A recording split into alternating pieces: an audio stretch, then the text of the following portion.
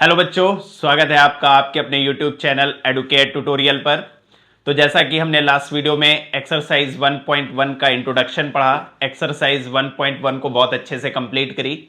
आज हम पढ़ेंगे एक्सरसाइज 1.2 का इंट्रोडक्शन। कि एक्सरसाइज स्टार्ट करने से पहले कि उसके बारे में हमें पढ़ना क्या है, तो इंट्रोडक्शन बहुत ही इंपॉर्टेंट पार्ट है किसी भी एक्सरसाइज के लिए।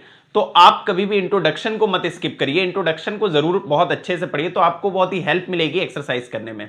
तो लास्ट वीडियो में हमने सीखा कि सेट क्या होता है और उसको कैसे रिप्रेजेंट करते हैं। आज हम बात करेंगे कि अगर कोई सेट दे रखा है तो उसमें कार्डिनल नंबर क्या होता है। ठीक है, आज हम बात करेंगे कार्डिनल नंबर के बारे में। कार्डिनल नंबर क्या होता है? तो कार्डिनल नंबर क्या होता है बेटा? Number of elements in a set. Number of elements in a set मतलब क्या है? मतलब यह है बेटा कि अगर कोई सेट ए है और उसमें मैं आपसे कह दूं कि उसके अंदर एलिमेंट लिखे हुए हैं, उसके अंदर एलिमेंट लिखा हुआ है, मान लीजिए ए बी सी डी, ये आपका एक सेट दे रखा है। ठीक, तो इसमें नंबर ऑफ एलिमेंट्स कितने हैं? इसमें नंबर ऑफ एलिमेंट्स 4 हैं। तो इसे कैसे लिखा जाएगा?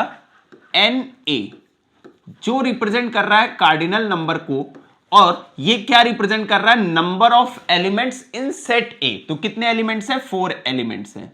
तो ये बेटा इसका हो गया cardinal number. I hope clear होगा। मान लीजिए एक सेट बी है आपके पास और उसमें हमने लिख दिया, मान लीजिए हमने लिखा है राम, श्याम, राजू। तो कहीं पर भी अगर एन बी लिखा है तो ये क्या रिप्रेजेंट कर रहा है बेटा? ये रिप्रेजेंट कर रहा है number of elements in set B. तो इस सेट बी में कितने एलिमेंट्स है बेटा? 3 एलिमेंट्स हैं। तो एन बी कितना हो जाएगा? 3 हो जाएगा। तो ये मतलब होता है कार्डिनल नंबर का number of elements in set ए या फिर सेट बी, या जो भी आपको गिवन सेट हो उसमें जितने भी नंबर ऑफ एलिमेंट्स होंगे तो वो क्या रिप्रेजेंट करता है? कार्डिनल नंबर को रिप्रेजेंट करता है। तो आज हम बात करेंगे टाइप्स ऑफ सेट्स के बारे में। आज बेटा हम किसके बारे में बात करेंगे? आज हम बात करेंगे टाइप्स ऑफ सेट्स के बारे में। टाइप्स ऑफ सेट्स, कितने तरह के सेट्स होते हैं आज उसके बारे में पढ़ेंगे। तो पहला सेट होता है बेटा एम्प्टी सेट। पहला सेट क्या है आपका? Empty set. ठीक है, तो पहला सेट हो गया आपका empty set.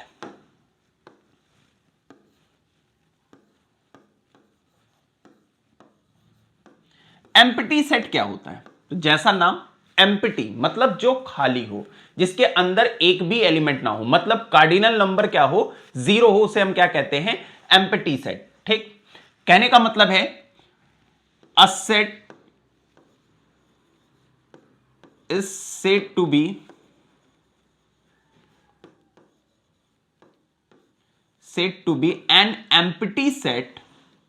an empty set, which do not contain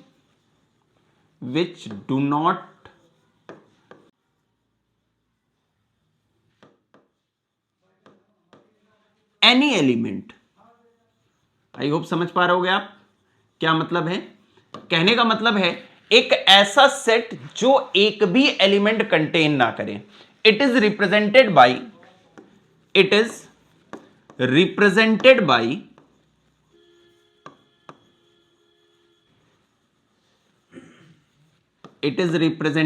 तो इसको बेटा फाई से रिप्रेजेंट करते हैं। ये खुद में एक सेट है, या फिर इसको हम नॉर्मल करली ब्रेसेस से रिप्रेजेंट करते हैं, खाली एकदम, उसके अंदर कोई भी एलिमेंट नहीं है। तो इसे हम क्या कहते हैं बेटा? एम्प्टी सेट कहते हैं। इसके दो नाम और भी होते हैं। इसे एम्प्टी सेट भी कहा जाता है, इसे नल सेट भी कहा जाता है, इसे नल सेट भी कहते हैं, और इसे वॉइड सेट भी कहते हैं। क्लियर है बात? तो हमने कहा एम्प्टी सेट। एम्प्टी सेट का मतलब which do not contain any element, which do not consist any element, मतलब एक ऐसा सेट जिसमें एक भी एलिमेंट ना आए, उसे हम क्या कहते हैं? एम्प्टी सेट कहते हैं। और इसके दो नाम और भी होते हैं, जिसे हम बेटा क्या कह रहे हैं? नल सेट और wide set. It is represented by 5। 5 खुद में एक सेट है जो इस सेट को रिप्रेजेंट कर रहा है खाली ब्रैकेट से, जिसके अंदर एक भी एलिमेंट नहीं है। तो ये साइन बेटा, या ये साइन किसको रिप्रेजेंट करता है? एम्प्टी सेट को रिप्रेजेंट करता है। जैसे अगर मैं आपसे कह दूं एक सेट है, मैंने आपसे कहा x is such that x is a prime number, x is a even prime number, even prime number which is greater than 2। तो आपका क्या जवाब आएगा? आपको पता है 2 इकलौता इवन प्राइम नंबर होता है, तो 2 से बड़ा कोई भी जो प्राइम नंबर है वो हमेशा बेटा कैसे होते हैं? ऑड होते हैं। इवन प्राइम नंबर केवल 2 होता है। तो इस सेट का जो बेटा सॉल्यूशन आएगा, ये कैसा सेट है? एम्प्टी सेट है। ठीक, या फिर आप इसे कैसे लिख सकते हो? आप इसे ऐसे लिख सकते हो, 5 से रिप्रेजेंट कर सकते हो। तो ये क्या हो गया? Empty set. चलिए बात करते हैं अपने दूसरे सेट पे। दूसरा सेट क्या होता है बेटा? फाइनाइट सेट होता है। दूसरा सेट क्या है? Finite set. अब फाइनाइट सेट क्या होता है? फाइनाइट सेट का मतलब है कि जिसमें नंबर ऑफ एलिमेंट्स काउंटेबल हो, जिसमें हम नंबर ऑफ एलिमेंट्स क्या कर सके? काउंट कर सके, उसे हम क्या कहते हैं? फाइनाइट सेट कहते हैं। ठीक, a set in which number of elements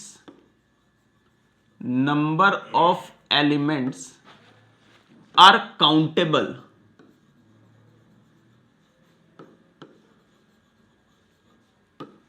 मतलब एक ऐसा सेट जिसके अंदर के एलिमेंट्स को हम काउंट कर सके, वो सेट कैसा होता है बेटा? फाइनाइट सेट होता है। जैसे कि अगर मैं आपसे कह दूं एक सेट है, मैंने कहा x is such that, मैंने आपसे कह दिया x is such that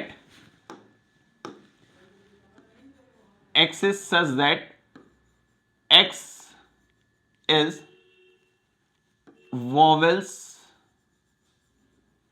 of English alphabet।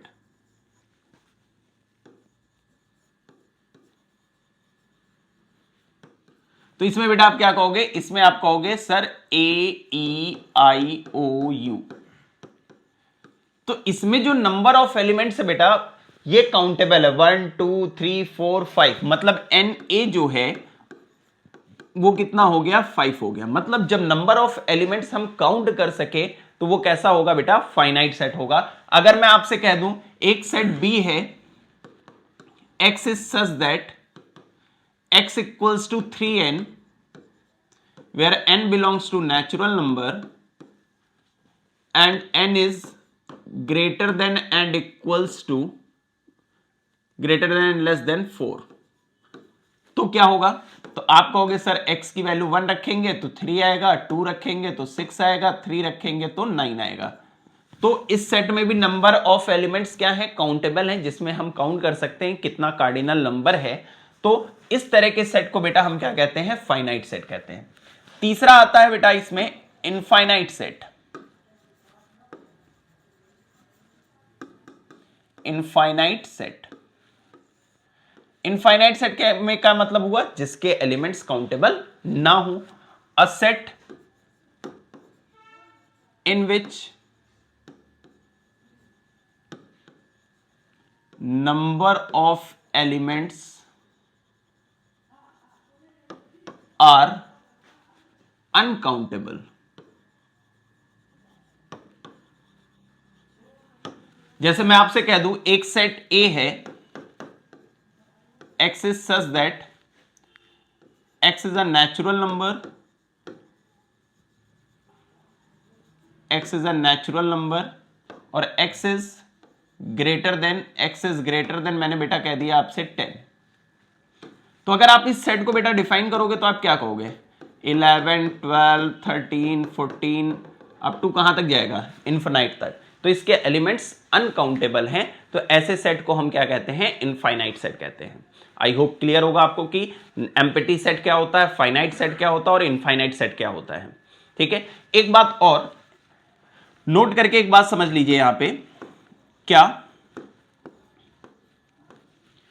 अगर x belongs to real number है तो उसे कभी भी हम रोस्टर फॉर्म में नहीं लिख सकते, ठीक। Set of real numbers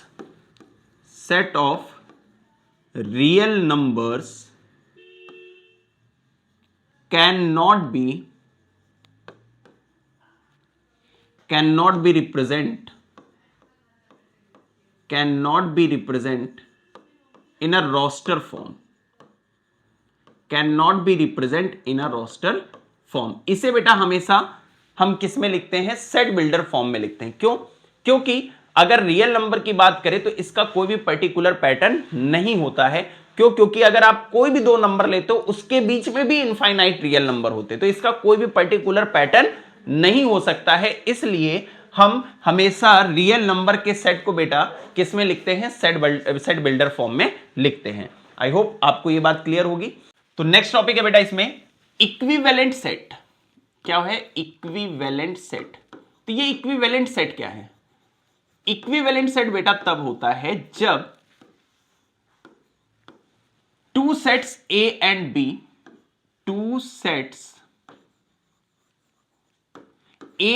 B, are equivalent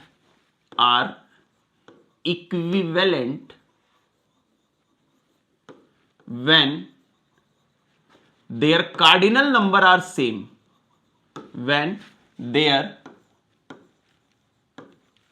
cardinal numbers are same। मतलब क्या बेटा कि अगर मान लो मैंने एक सेट ए लिखा 1 2 3 4 और एक सेट बी लिखा मैंने EFGH, तो यहां पे बेटा अगर मैं बात करूं कार्डिनल नंबर, तो सेट ए में कितने एलिमेंट हैं? 4 एलिमेंट हैं। और सेट बी में कितने एलिमेंट हैं? 4 एलिमेंट्स हैं। हमें इससे मतलब नहीं कि उसके अंदर के एलिमेंट सेम हैं या नहीं, लेकिन नंबर ऑफ एलिमेंट्स जो है वो सेम होना चाहिए। तो ऐसे सेट्स इक्विवेलेंट सेट्स कहलाते हैं, ठीक है। तो जैसा सेट ए का कार्डिनल नंबर 4 है और सेट बी का कार्डिनल नंबर 4 है, अगर नंबर ऑफ एलिमेंट सेम है तो वो सेट बेटा क्या कहलाएंगे? इक्विवेलेंट सेट कहलाएंगे। लास्ट है बेटा आपका इक्वल सेट। तो इस पे आपको एक्सरसाइज के क्वेश्चन भी बहुत देखने को मिलेंगे। एक्सरसाइज 1.2 में इक्वल सेट्स क्या होते हैं? तो इक्वल सेट का मतलब है two sets A and B are equal. Two sets A and B are equal when sets A and B consist same elements,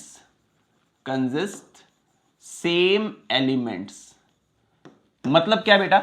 अगर मैंने कहा सेट A जो है उसमें आपका A B C D और सेट बी में बेटा आपके एलिमेंट हैं, सेट बी में आपके एलिमेंट है सी डी बी ए, तो पहली चीज कार्डिनल नंबर सेम होना चाहिए और जो उसके अंदर जो एलिमेंट्स है वो भी कैसे होने चाहिए? सेम होने चाहिए। तब ऐसे सेट्स को हम क्या कहते हैं? इक्वल सेट्स कहते हैं। और इक्विवेलेंट सेट और इक्वल सेट में बेटा आपको कंफ्यूज नहीं होना। इक्विवेलेंट सेट का मतलब है जब उनके कार्डिनल नंबर सेम हो, जरूरी नहीं कि उनके एलिमेंट सेम हो, सिर्फ कार्डिनल नंबर सेम होना चाहिए। लेकिन इक्वल सेट में क्या है कि कार्डिनल नंबर तो सेम होना ही चाहिए, साथ में उसके अंदर के जो एलिमेंट्स हैं वो भी सेम होने चाहिए। तब ऐसे सेट्स को हम क्या कहते हैं? इक्वल सेट्स कहते हैं। आई होप आपको इक्विवेलेंट और इक्वल सेट्स समझ में आया होगा, दोनों के बीच में डिफरेंस समझ में आया होगा। तो बेटा मैं आपसे बार बार एक बात कहता हूं कि इंट्रोडक्शन को ज्यादा अच्छे से पढ़िए तो आपको एक्सरसाइज करने में बहुत ज्यादा हेल्प मिलेगी। अब आपने ये कॉन्सेप्ट समझ लिया, तो जब आप एक्सरसाइज पे आओगे तो आपने 50-60% चीजें ऑलरेडी सीख ली हैं। अब जब आप क्वेश्चन पे इंप्लीमेंट करोगे तो आपको ज्यादा इजीली कॉन्सेप्ट समझ में आएंगे और ज्यादा अच्छे से समझ में आएगा। तो आई होप आपने इंट्रोडक्शन बहुत अच्छे से देखा होगा और एक्सरसाइज आप खुद से ट्राई करोगे। नहीं समझ में आएगा तो मैं हूं आपके लिए। और वीडियो को यहीं पे समाप्त करते हैं। और वीडियो अच्छी लगी हो तो please like share and subscribe जरूर करें और हमारे एडुकेयर चैनल को सब्सक्राइब करें। Thank you so much, bye bye.